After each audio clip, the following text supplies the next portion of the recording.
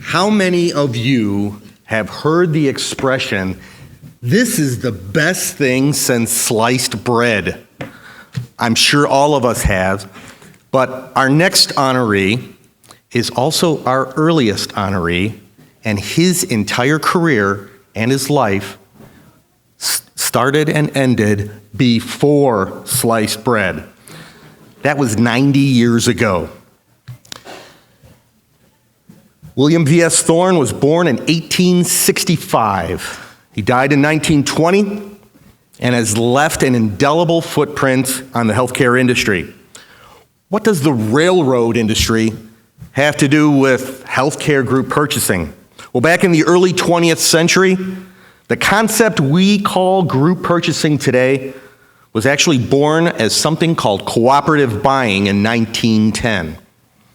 William V.S. Thorne used his accounting, business, and finance background as a railroad and a hospital executive at New York's Presbyterian Hospital to launch a cooperative buying program.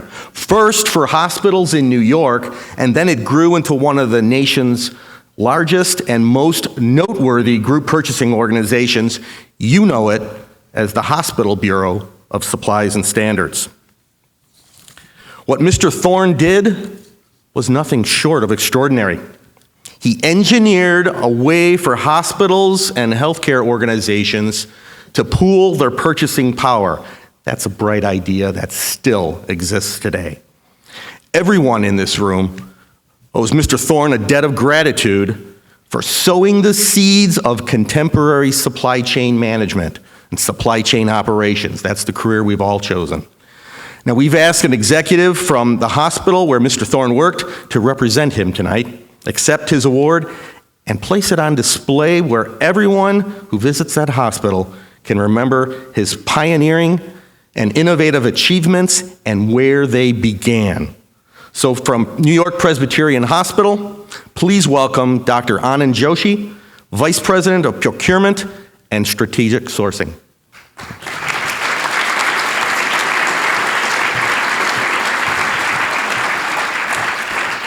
Good evening.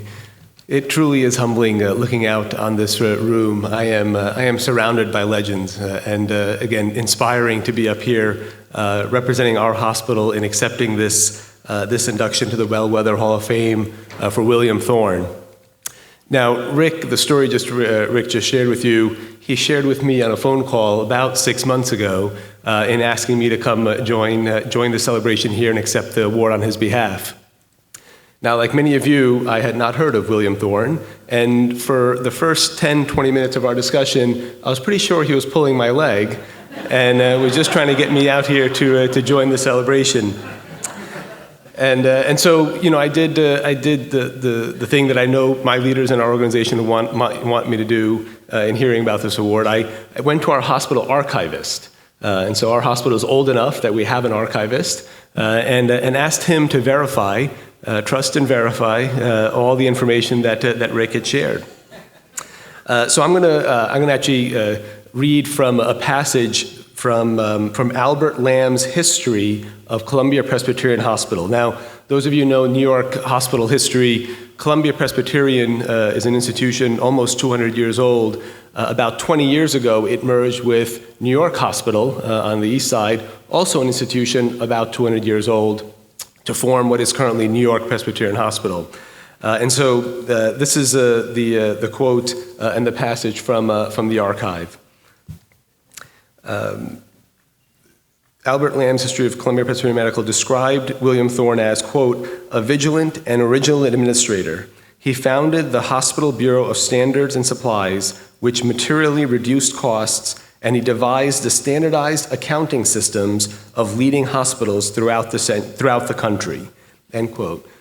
So think about that. These 3 or 4 tables here in the front row would not exist if it hadn't been for William Thorne. And if you think about the GL and the accounting systems used by hospitals throughout the industry, they were born by this visionary leader from more than 100 years ago.